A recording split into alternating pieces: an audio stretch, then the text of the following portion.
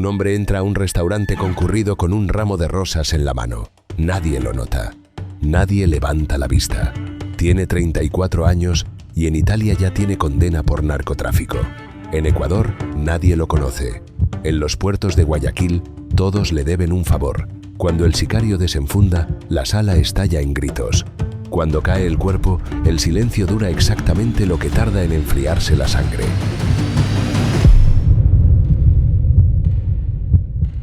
Guayaquil, 22 de enero de 2022, las 6:55 de la tarde. El restaurante Grilling, en la avenida José Joaquín Orrantia diagonal al Mall del Sol, es el tipo de lugar donde la gente va para ser vista.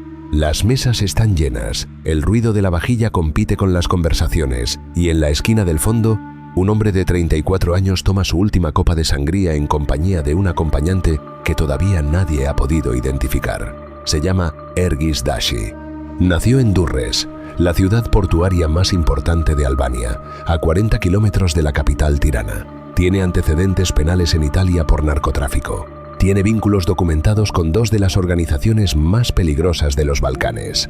Tiene también una red invisible tendida entre los muelles del puerto de Guayaquil y los contenedores que salen rumbo a Europa cada semana.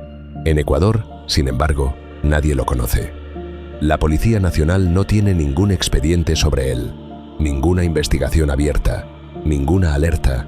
Eso es exactamente lo que buscaba cuando cruzó el Atlántico.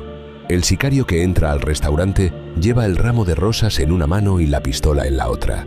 Es una escena que en los Balcanes tiene nombre: ejecución mafiosa. En Ecuador, es el sexto asesinato de un ciudadano albanés vinculado al narcotráfico en menos de 5 años. Pero este es diferente. Este no es un operador de segunda fila. Este es el hombre que, según la Guardia Civil Española y Europol, actuaba como intermediario entre las organizaciones criminales europeas y los capos de la droga en América Latina. El hombre que construyó el puente invisible entre Guayaquil y Algeciras. El ramo de rosas cae sobre la mesa manchada. La pregunta que nadie en la sala puede responder esa noche es la misma que tardará más de un año en tener respuesta oficial. ¿Qué tiene que ver un contenedor de pescado congelado interceptado en el sur de España con el asesinato de un albanés en una ciudad portuaria de Ecuador? La respuesta, cuando llega, es capaz de reconfigurar el mapa del crimen organizado en Europa, porque la historia de Ergis Dashi no es la historia de un delincuente más caído en la guerra del narcotráfico. Es la historia de cómo una organización familiar albanesa, instalada en los barrios de Madrid y en los chalés de la Costa del Sol, logró convertir a Ecuador en el eslabón más valioso de la cadena de suministro de cocaína más sofisticada que Europa haya visto en décadas. Para entender cómo muere un hombre de 34 años en un restaurante de Guayaquil, hay que viajar primero a las calles de Durrës y luego a los contenedores del puerto más movido del Atlántico Sur. La mafia albanesa no funciona como los carteles que el mundo conoce. No tiene la verticalidad piramidal del cártel de Sinaloa, ni la brutalidad territorial de los cárteles colombianos. Es algo más antiguo, más hermético y, en muchos sentidos, más eficiente. Su columna vertebral es el kanun, el código tradicional albanés que regula el honor, la venganza y la palabra dada desde el siglo XV. Del kanun nace el concepto de besa, palabra de honor, promesa irrompible, contrato que vale más que cualquier documento escrito.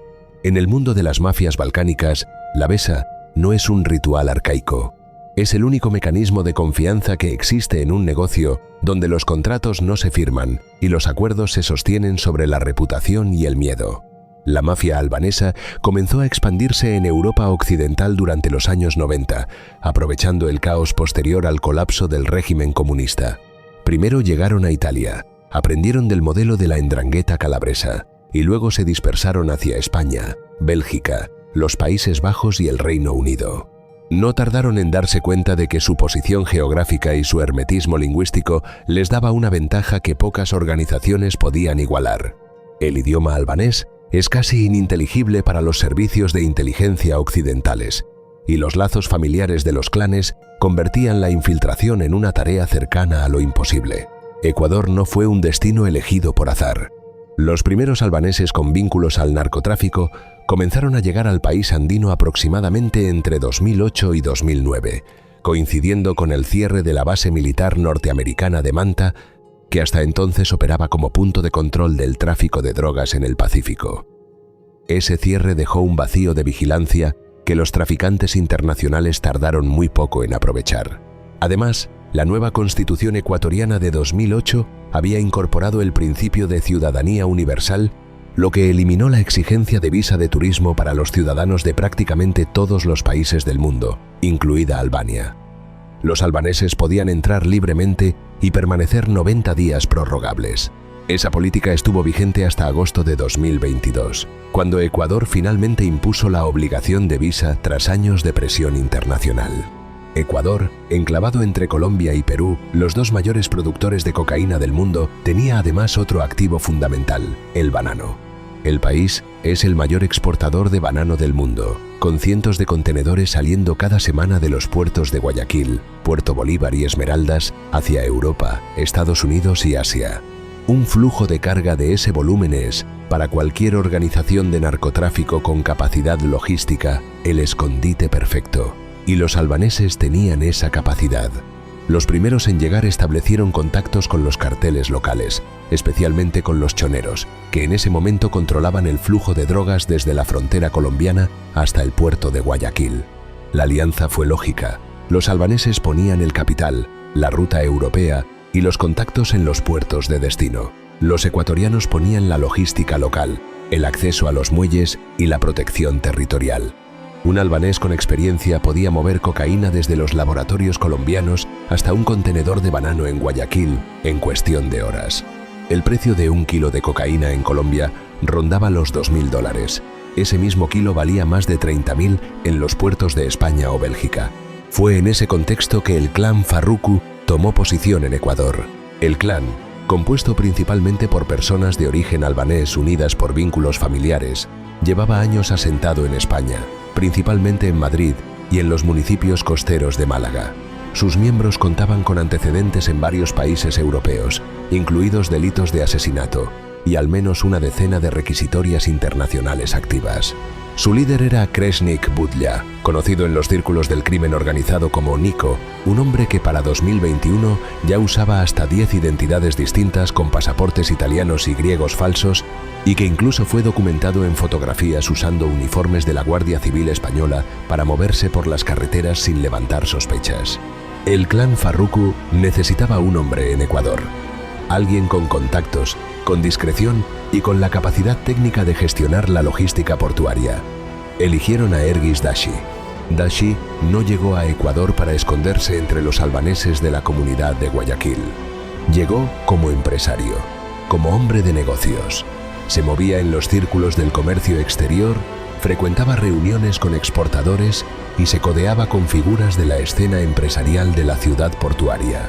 Su historia conocida en Ecuador era impecable, porque en Ecuador nadie tenía acceso a su historial en Italia, donde había sido detenido en 2014 bajo sospecha de narcotráfico y vinculado a la Camorra Napolitana, la organización criminal italiana que controla buena parte del tráfico de drogas en el sur de la península.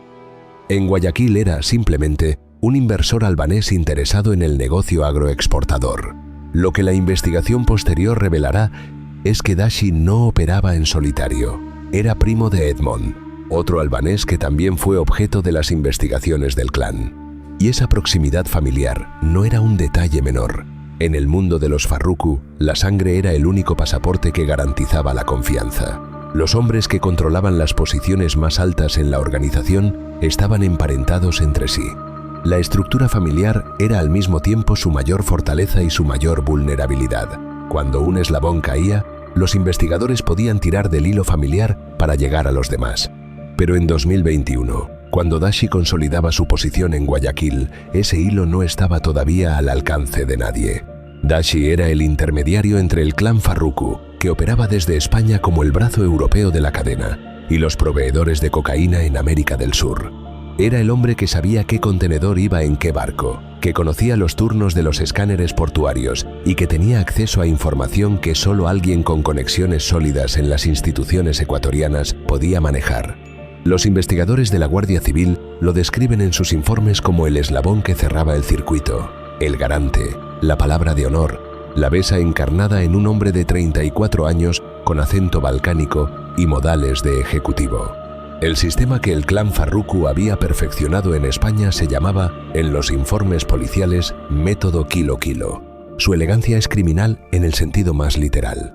Dos organizaciones con acceso a drogas distintas en mercados con precios distintos acuerdan un intercambio directo de mercancía. El clan Farruku controlaba la entrada del hachís marroquí en el mercado español, donde abundaba y tenía un precio de origen relativamente bajo. Los carteles y redes sudamericanas controlaban la producción de cocaína, que en Colombia o Ecuador costaba una fracción de lo que valía en Europa. El intercambio era perfecto, 1 kilo de cocaína por 1 kilo de hachís, sin transferencias bancarias, sin maletines de efectivo que rastrear, sin huellas digitales en el sistema financiero internacional. En origen, cada producto era barato. En destino, cada producto era una fortuna. Era el ciclo invisible de la riqueza que la UDEF no podía perseguir porque no había dinero que rastrear. La logística del clan en España era igualmente sofisticada. Habían construido una infraestructura de apoyo compuesta por ciudadanos españoles, algunos de ellos profesionales con reputaciones intachables, un abogado con despacho en la calle Larios de Málaga, gestores que alquilaban naves industriales en Antequera, Madrid y la Costa del Sol, empresarios de importación que ponían sus licencias de comercio exterior al servicio de la organización. Estas personas facilitaban el acceso a los muelles, gestionaban la documentación de los contenedores y coordinaban la extracción de la mercancía una vez que los cargamentos llegaban a los puertos españoles. Los líderes del clan no delegaban lo más delicado. A diferencia de otras organizaciones que operan a distancia, los Farruku supervisaban personalmente la extracción de la cocaína de los contenedores en los puertos de Algeciras, Valencia y Barcelona. Era una característica que los agentes de la Guardia Civil tardarían años en comprender. En un mundo donde el poder se mide por el número de intermediarios entre el jefe y el crimen, los Farruku hacían exactamente lo contrario. Se manchaban las manos. Eran ellos los que abrían los dobles fondos de los contenedores y sacaban los bloques de cocaína envueltos en film industrial, marcados con los sellos de las organizaciones proveedoras. La razón era simple. La BESA exigía que el responsable del envío fuera el mismo que verificara la mercancía. Y si algo fallaba, el responsable era el mismo que debía dar la cara. En Ecuador, esa responsabilidad recaía sobre Dashi. El proceso de contaminación de contenedores estaba estandarizado. Las bandas locales aliadas, bajo la coordinación de albaneses residentes en Ecuador, interceptaban los camiones que transportaban contenedores desde las empacadoras hasta los puertos. Los desviaban a bodegas donde soldadores especializados instalaban dobles fondos en cuestión de 2 horas, con la precisión necesaria para no dejar rastros visibles en una inspección superficial. Luego, el contenedor contaminado continuaba su ruta hacia el muelle y se cargaba en el barco junto a miles de otros contenedores idénticos. El puerto de Guayaquil tiene 8 terminales. En 7 de ellas se había detectado cocaína. La escala del negocio era industrial. Entre 2015 y el momento de la caída del clan, la organización había logrado atribuirse, según la Guardia Civil, casi 10.000 kilos de cocaína y otros tantos de hachís decomisados en diferentes países europeos: Italia, Bélgica, Grecia, Portugal, los Países Bajos y España. Cada envío exitoso representaba decenas de millones de euros. Cada envío fallido, una deuda que alguien tenía que saldar. Dashi sabía cuál era su papel en ese equilibrio. Lo que no sabía es cuándo ese equilibrio se iba a romper. La investigación que terminaría destruyendo el sistema tardó más de 4 años en gestarse. La Guardia Civil conocía al clan Farruku desde 2008, cuando varios de sus miembros aparecieron en el radar de las fuerzas de seguridad españolas vinculados a robos violentos y al asesinato de un hombre en El Molar, Madrid. En 2019, el propio Krešnik Budja, alias Nico, fue detenido en Madrid con una orden de detención europea emitida por Italia, solo para ser puesto en libertad tras cumplir condena y desaparecer nuevamente. El clan era conocido, esquivo y estaba en constante mutación. Lo que cambió en septiembre de 2021 fue la calidad de la inteligencia disponible. En ese mes, los agentes de la comandancia de Algeciras detectaron movimientos que indicaban que el clan Farruku estaba preparando una operación de gran envergadura. La información provenía de meses de trabajo de análisis de comunicaciones, seguimientos y la paciente construcción de una imagen completa de la estructura del clan. Se activó la Operación Proper coordinada con Europol y con la participación de fuerzas policiales de varios países europeos. Los investigadores sabían que se estaba preparando un cargamento grande. No sabían exactamente cuándo ni en qué contenedor. Lo que sí sabían es que saldría de Guayaquil. En Ecuador, mientras tanto, la actividad del clan se intensificaba. Los vínculos entre Dashi y los exportadores locales se habían consolidado en una red que incluía empresas agroexportadoras con años de actividad legal, utilizadas como pantalla para los cargamentos contaminados. Investigaciones periodísticas posteriores documentarían que al menos 50 empresas exportadoras de banano ecuatorianas habían sido vinculadas al tráfico de drogas, con algunas de ellas reincidiendo en el envío de contenedores contaminados hasta 10 veces sin que sus licencias de exportación fueran suspendidas. La escala de la corrupción institucional era proporcional a la escala del negocio. Según los informes de inteligencia, la red albanesa en Ecuador había conseguido infiltrar las instituciones portuarias con informantes que proporcionaban datos sobre los protocolos de inspección, los turnos de los escáneres y los contenedores señalados para revisión. Un empleado en el lugar correcto dentro de la cadena logística podía garantizar que un contenedor específico pasara por la terminal sin ser abierto, y un albanés con suficiente dinero podía comprar a ese empleado. El sistema, sin embargo, había demostrado ya sus límites. En agosto de 2020, en el puerto de Rotterdam, las autoridades holandesas interceptaron un contenedor enviado por la empresa ecuatoriana Sentilber a la empresa albanesa Alba Exotic Fruit. Dentro, 1.100 kilos de cocaína valorados en 82 millones de euros. El contenedor había salido de Guayaquil el 26 de julio. La incautación obligó al clan a replantear su estrategia logística. A partir de ese momento, según los informes de la Guardia Civil Española, la organización abandonó el modelo de cargamentos masivos en un único contenedor y pasó a distribuir la mercancía en envíos menores de entre 15 y 40 kilos cada uno, contaminando varios contenedores simultáneos dirigidos al mismo importador legal. Si la policía interceptaba uno, la empresa exportadora lo negaba y el negocio seguía fluyendo por el resto de canales. Era ingeniería de riesgos aplicada al narcotráfico. Diversificación de activos en el lenguaje de una multinacional del crimen. Pero la ambición del clan, o quizás la presión de sus proveedores sudamericanos que exigían volumen, terminó por imponerse sobre la prudencia.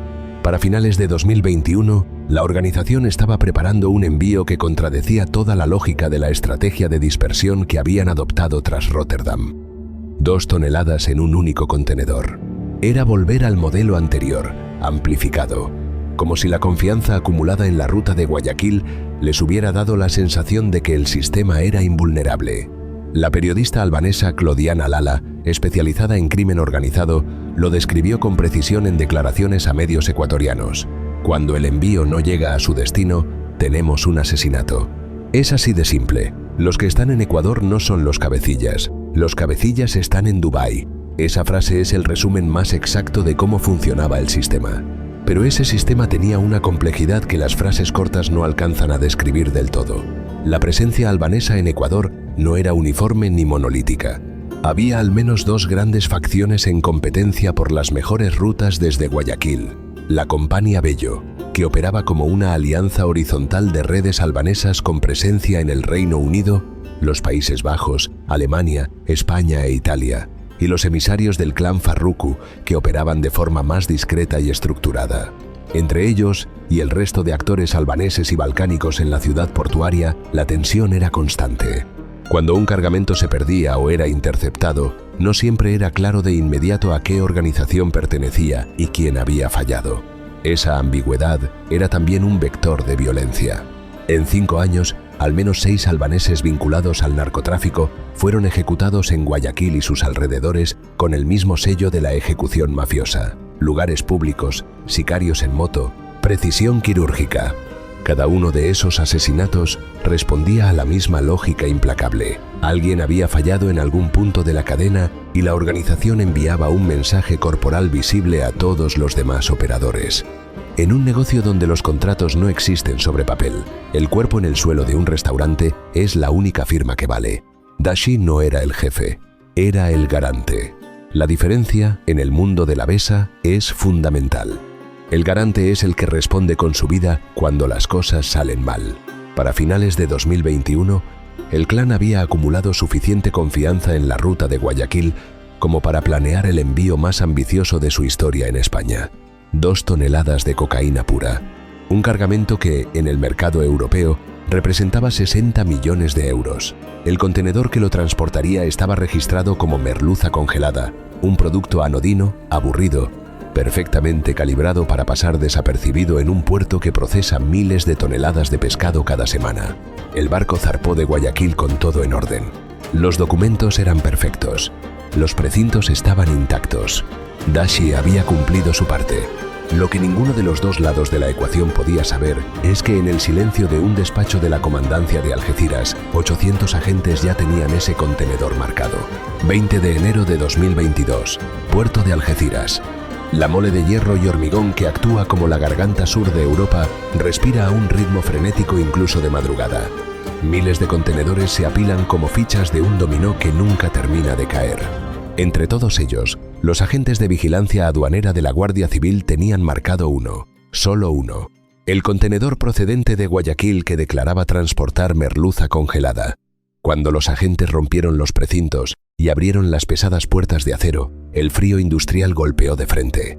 Debajo de las capas de pescado envasado en plástico industrial, bloque tras bloque, marcados con sellos que identificaban a las organizaciones proveedoras, apareció el cargamento que la Operación Proper había estado esperando durante meses. 2 toneladas de cocaína pura, 2.000 kilogramos empaquetados con la pulcritud que solo se consigue cuando los que preparan el envío saben que cada gramo cuenta. 60 millones de euros en valor de mercado, decomisados en un instante. El mayor alijo interceptado por la Guardia Civil en Algeciras ese año. La noticia viajó más rápido que cualquier comunicado oficial. En los chats encriptados que conectaban la estructura del clan Farruko en España con sus contactos en Ecuador y con los líderes del clan en paradero desconocido, el silencio fue la primera respuesta. Luego vino el cálculo. En el sistema Kilo-Kilo, la pérdida de 2.000 kilos de cocaína no es solo un golpe financiero, es una ruptura de la besa. Alguien había prometido que ese cargamento llegaría. Alguien había puesto su nombre como garantía. Los proveedores sudamericanos habían cumplido su parte. La mercancía había sido entregada, embalada, introducida en el contenedor. El fallo estaba en el puente, y el puente tenía nombre y dirección en Guayaquil. Dashi sabía, desde el momento en que recibió la confirmación de que el contenedor había sido interceptado, que su teléfono iba a empezar a llenarse de silencios que dolían más que las amenazas. En el código albanés, el silencio que sigue a un fracaso de esa magnitud es una sentencia. No hace falta que nadie lo diga. Todos los involucrados saben lo que significa. No hay segunda oportunidad para quien rompe la besa con un cargamento de 60 millones. Lo que Dashi decidió hacer a continuación es uno de los aspectos más desconcertantes de su historia. En lugar de cambiar de residencia, desaparecer o buscar la protección de algún aliado, eligió la normalidad como armadura. El 22 de enero, 48 horas después de la incautación en Algeciras, salió a cenar. Eligió el restaurante Grilling, en la avenida Orrantia, uno de los locales más concurridos del norte de Guayaquil. Quizás pensaba que la visibilidad era una forma de protección. Quizás no quería aceptar que la maquinaria ya estaba en movimiento. A las 6:55 de la tarde, el sicario entró con el ramo de rosas. 2 disparos, más de 20, según algunos testigos presenciales.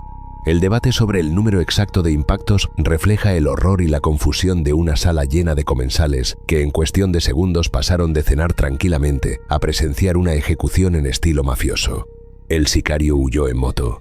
El acompañante de Dashi desapareció entre el caos. El cuerpo de Ergis Dashi quedó en el suelo del restaurante, rodeado de vajilla rota y de personas que no entendían lo que acababan de ver. La Policía Nacional de Ecuador informó de un extranjero muerto en el norte de Guayaquil. No dijo nada más. En Albania, la prensa tardó pocas horas en identificar al muerto.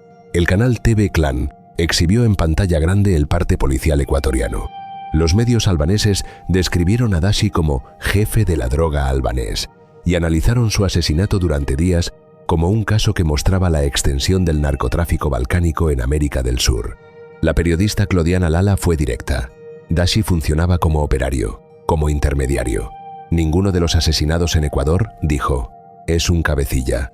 Los cabecillas están en Dubái.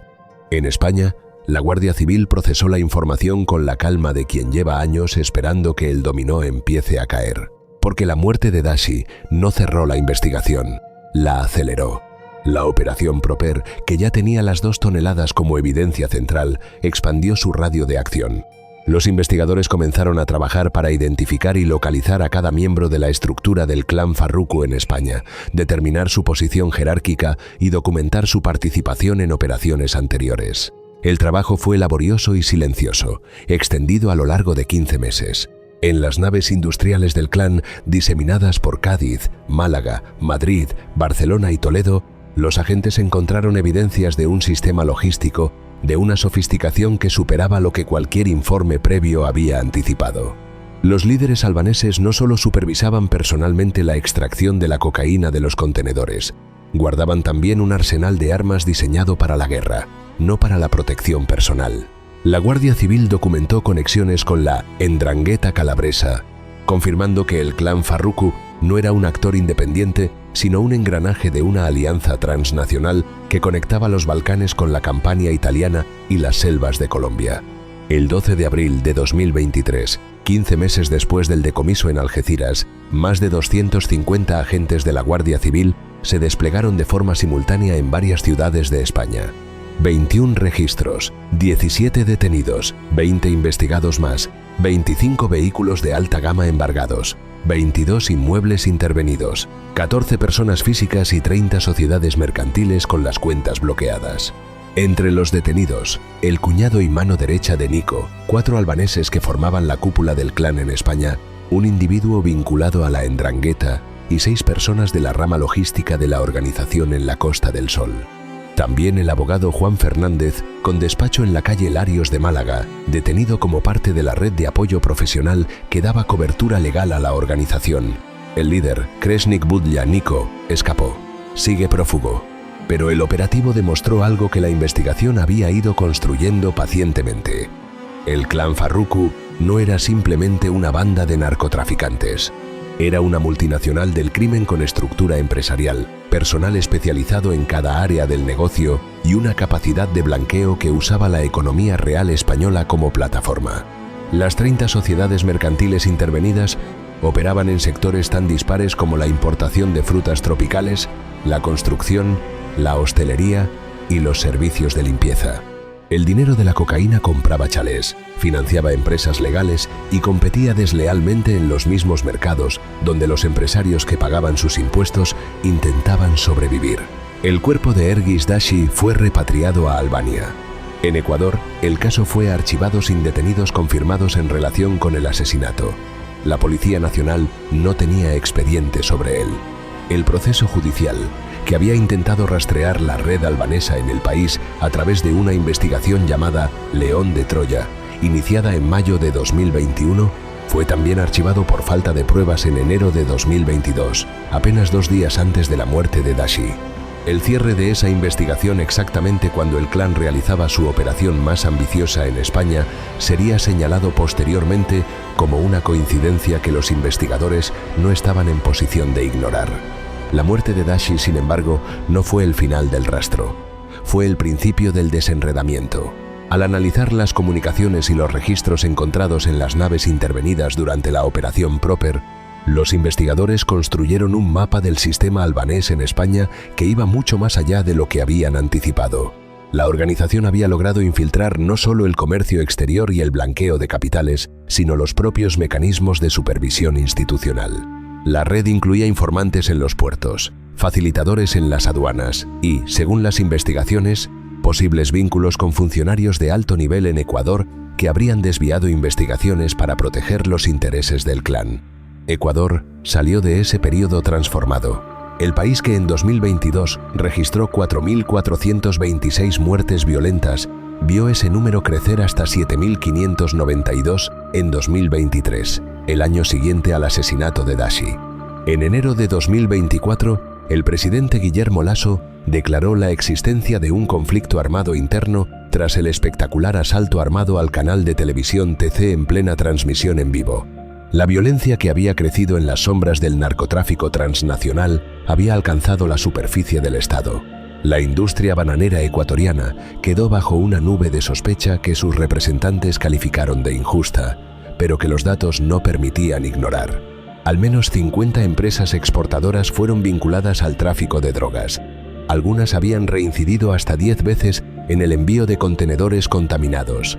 La Policía Nacional solicitó al Ministerio de Agricultura la suspensión de sus licencias de exportación, pero el proceso burocrático avanzó con una lentitud que los investigadores internacionales encontraron reveladora.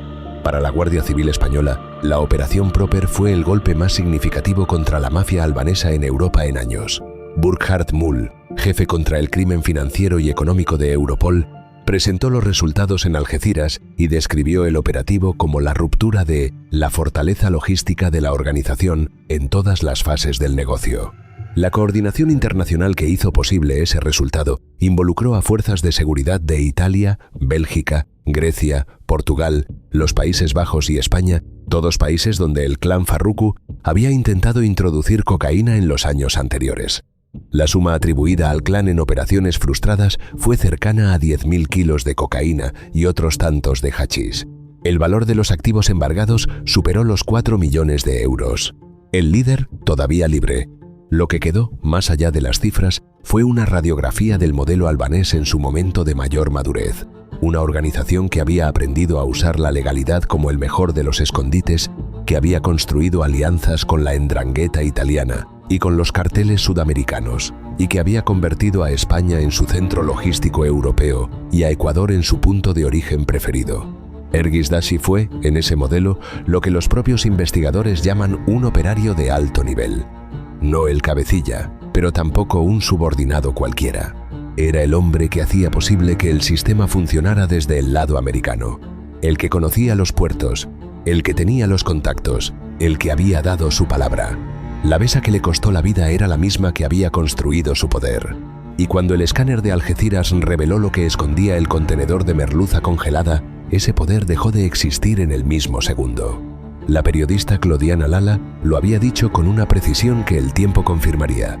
Los albaneses asesinados en Ecuador no son los cabecillas, son los que garantizan que el negocio funcione. Y cuando el negocio falla, ellos son los primeros en pagar. El puerto de Algeciras sigue siendo el mayor punto de entrada de cocaína en Europa. Guayaquil sigue siendo el mayor puerto de salida de cocaína del Pacífico Sur. El banano sigue cruzando el Atlántico en miles de contenedores cada semana. Y en algún lugar, el sucesor de Ergis Dashi ya está construyendo el próximo puente.